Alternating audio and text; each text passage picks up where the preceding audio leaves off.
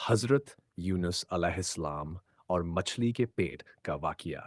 हज़रत यूनुस अलैहिस्सलाम अल्लाह के एक नबी थे। अल्लाह ने उन्हें एक बस्ती, जो कुछ रिवायतों में नैनवा का इलाका बताया जाता है, के लोगों की हिदायत के लिए भेजा था। वह लोग बुतों की पूजा करते थे और अल्लाह के आदेशों का इनकार करते थे। हज़रत यूनुस अलैहिस्सलाम ने उन्हें सच्चे रास्ते पर आने की दावत दी, मगर वह नहीं माने। कौम से नाराज़ होकर शहर छोड़ना। जब उनकी कौम ने बार-बार इनकार किया और गुनाहों पर डटी रही, तो हज़रत यूनुस अलैहिस्सलाम को गुस्सा आ गया। उन्होंने अपनी कौम को अज़ाब की धमकी दी और वहाँ से बिना अल्लाह का हुक्म पाए निकल पड़े। यह उनका इम्तिहान था, क्योंकि एक नबी को अल्लाह की मर्ज़ी के बगैर किसी कौम को छोड़कर नहीं जाना चाहिए। समुद्र और बड़ी मछली। हज़रत यूनुस अलैहिस्सलाम एक कश्ती में सवार हो गए, लेकिन समंदर में तेज़ तूफ़ान आ गया। कश्ती में सवार लोगों ने फैसला किया कि किसी एक व्यक्ति को समुद्र में फेंका जाएगा ताकि बाकी लोग बच सकें। जब कश्ती वालों ने खूरा निकाल कर देखा, तो 3 बार हज़रत यूनुस अलैहिस्सलाम का नाम आया। वह समझ गए कि यह अल्लाह की मर्जी है और उन्होंने खुद को समंदर में डाल दिया। अल्लाह के हुक्म से एक बहुत बड़ी मछली, जो अक्सर व्हेल बताई जाती है, आई और उसने हज़रत यूनुस अलैहिस्सलाम को निगल लिया। मगर अल्लाह के करम से मछली ने उन्हें नुकसान नहीं पहुंचाया, बल्कि उनके लिए मछली का पेट एक इबादगाह बन गया। मछली के पेट में तौबा और दुआ। मछली के पेट में हज़रत यूनुस अलैहिस्सलाम को अपनी गलती का एहसास हुआ और उन्होंने अल्लाह से सच्चे दिल से माफ़ी मांगी। उन्होंने वह मशहूर दुआ पढ़ी, ला इलाहा इल्ला अंत सुब्हानक इन्नी कुन्तु मिनज़-ज़ालिमीन। ला इलाहा इल्ला अंत सुब्हानक इन्नी कुन्तु मिनज़-ज़ालिमीन। इसका मतलब है, तेरे सिवा कोई माबूद नहीं, तू पाक है, बेशक मैं ही ज़ालिमों में से हूँ। हज़रत यूनुस अलैहिस्सलाम लगातार इस दुआ को पढ़ते रहे। अल्लाह ने उनकी तौबा कबूल कर ली और मछली को हुक्म दिया कि वह उन्हें किनारे पर फेंक दे।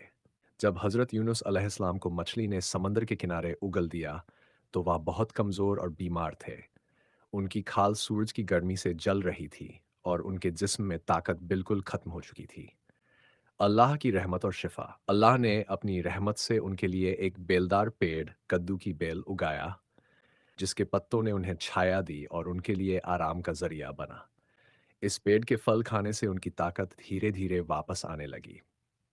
कुछ रिवायतों में आता है कि एक बकरी वहां आती थी और उनका दूध पीने के लिए मुहैया किया जाता था, जिससे उनकी सेहत तेजी से बहाल हुई।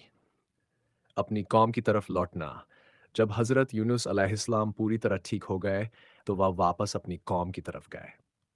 उन्होंने देखा कि उनकी गैर मौजूदगी में उनकी कौम को एहसास हो गया था कि उन्होंने गलती की थी।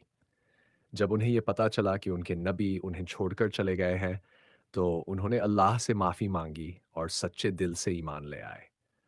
जब हज़रत यूनुस अलैहिस्सलाम अपनी कौम में पहुँचे, तो उन्हें ये देखकर खुशी हुई कि वह लोग अल्लाह की इबादत करने लगे थे।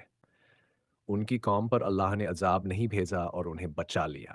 सब्र और अल्लाह पर भरोसा।